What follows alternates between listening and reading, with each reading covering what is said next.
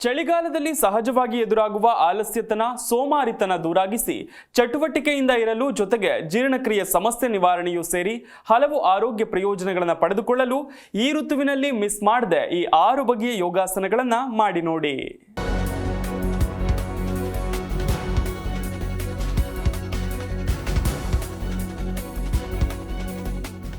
ಚಳಿಗಾಲ ಬಂತು ಅಂದ್ರೆ ಯಾವುದೋ ರೀತಿಯ ಆಲಸ್ಯತನ ನಮ್ಮನ್ನ ಆವರಿಸಿಕೊಂಡು ಬಿಡುತ್ತದೆ.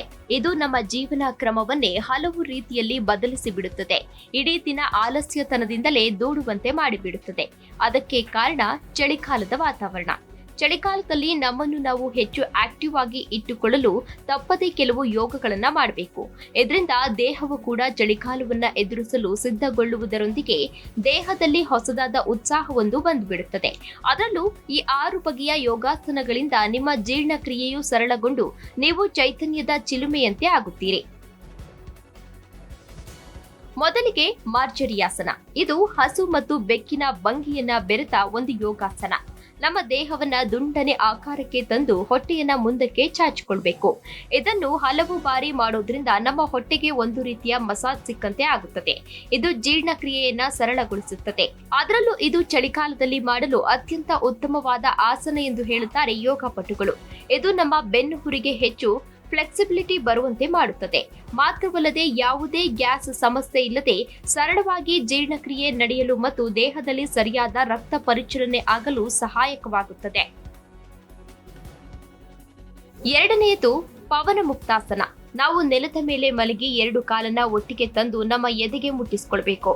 ನಮ್ಮ 2 ಕೈಗಳು ನಮ್ಮ 2 ಕಾಲಿನ ಮೊಣಕಾಲು ಭಾಗವನ್ನ ಹಿಡಿದಿರಬೇಕು. ಚಳಿಗಾಲದಲ್ಲಿ ಹೆಚ್ಚು ಆಹಾರ ಅಷ್ಟು ಬೇಗ ಜೀರ್ಣವಾಗುವುದಿಲ್ಲ. ಈ ಆಸನ ಜೀರ್ಣಕ್ರಿಯೆಗೆ ಹೆಚ್ಚು ಬೆಂಬಲವಾಗಿ ನಿಲ್ಲುತ್ತದೆ. ಸರಿಯಾಗಿ ಮೊಣಕಾಲುಗಳನ್ನ ಒತ್ತಿ ಹಿಡಿಯೋದ್ರಿಂದ ಎದೆಯ ಮೇಲೆ ಹಾಗೂ ಹೊಟ್ಟೆಯ ಮೇಲೆ ಭಾರ ಬೀಳುತ್ತದೆ. ಇದು ಕಿಬ್ಬೊಟ್ಟೆಯ ಅಂಗಗಳು ಸರಿಯಾಗಿ ಕಾರ್ಯನಿರ್ವಹಿಸುವಂತೆ ಉತ್ತೇಜಿಸುತ್ತದೆ. ಮೂರನೆಯದು ಪಶ್ಚಿಮೋತ್ತಾಸನ. ಈ ಆಸನ ಮಾಡುವಾಗ ನಾವು ನೆಲದ ಮೇಲೆ ಕುಳಿತುಕೊಂಡು 2 ಕಾಲುಗಳನ್ನ ಸಮಾನಾಂತರವಾಗಿ ಚಾಚಿಕೊಂಡು ನಮ್ಮ ಮೊಣಕಾಲಿಗೆ ನಮ್ಮ ತಲೆಯನ್ನ ಸ್ಪರ್ಶಿಸುವ ಹಾಗೆ ಮಾಡಬೇಕು. ನಮ್ಮ ಕೈಗಳು ಮುಂಗಾಲುಗಳನ್ನ ಹಿಡಿದಿರಬೇಕು. ಈ ಆಸನವು ಕೂಡ ಹೊಟ್ಟೆಯ ಭಾಗದ ಮೇಲೆ ಹೆಚ್ಚು ಒತ್ತಡವನ್ನ ನೀಡೋದ್ರಿಂದ ಜೀರ್ಣಕ್ರಿಯೆಗೆ ಬಹಳ ಸಹಾಯಕ. ಇದು ಚಳಿಗಾಲದಲ್ಲಿ ಆವರಿಸುವ ಆಲಸ್ಯತನವನ್ನ ದೂರ ಮಾಡಿ ನಮ್ಮನ್ನು ಹೆಚ್ಚು ಚಟುವಟಿಕೆಯಿಂದ ಇರುವಂತೆ ಮಾಡುತ್ತದೆ. ಇನ್ನು 4ನೆಯದು ನವಾಸನ. ಇದೊಂದು ರೀತಿಯ ಹಡಗಿನ ರೀತಿಯಲ್ಲಿ ದೇಹವನ್ನ ಬಾಗಿಸುವ ಕಾರ್ಯ. ನೆಲದ ಮೇಲೆ ಕುಳಿತು 2 ಕಾಲುಗಳನ್ನ ಮೇಲೆತ್ತಬೇಕು. ಇತ್ತ ದೇಹವನ್ನ ಎತ್ತಿದ ಕಾಲಿನ ತಲೆ ಮೇಲೆತ್ತಬೇಕು. 2 ಕೈಗಳನ್ನ ಮೇಲೆತ್ತಿ ನಮ್ಮ ಮೊಣಕಾಲಿನವರೆಗೆ ಬರುವಂತೆ ಹಿಡಿಯಬೇಕು. ಈ ಆಸನ ನಮ್ಮ ಕೂರುವಿಕೆಯ ಅಂಗದ ಮೇಲೆ ಹೆಚ್ಚು ಒತ್ತಡವನ್ನ ಉಂಟು ಮಾಡುವುದರಿಂದ ಇದು ಜೀರ್ಣಕ್ರಿಯೆಯನ್ನ ಉತ್ತಮಗೊಳಿಸುವಲ್ಲಿ ಅತಿದೊಡ್ಡ ಪಾತ್ರವನ್ನ ನಿರ್ವಹಿಸುತ್ತದೆ.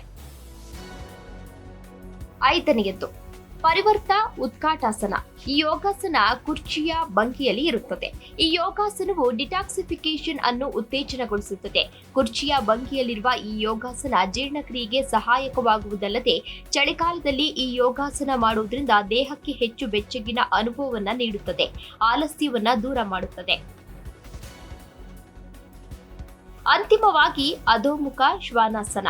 ಈ ಒಂದು ಯೋಗಾಸನ ಮಾಡಲು ಸರಳ, ಸುಲಭ ಹಾಗೂ ಜೀರ್ಣಕ್ರಿಯೆಗೂ ಕೂಡ ತುಂಬಾ ಸಹಾಯಕಾರಿ. ನಮ್ಮ ಇಡೀ ದೇಹವು ಶ್ವಾನದ ರೀತಿಯಲ್ಲಿ ಮುಂದೆ ಬಾಗುವುದರಿಂದ ಇಡೀ ದೇಹಕ್ಕೆ ಸರಿಯಾಗಿ ರಕ್ತ ಪರಿಚಲನೆ ಆಗುತ್ತದೆ.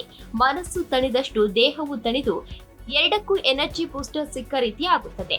ಒತ್ತಡವನ್ನ ನಿವಾರಣೆ ಮಾಡುವಲ್ಲಿ ಇದು ತುಂಬಾ ಸಹಕಾರಿಯಾಗಲಿದೆ.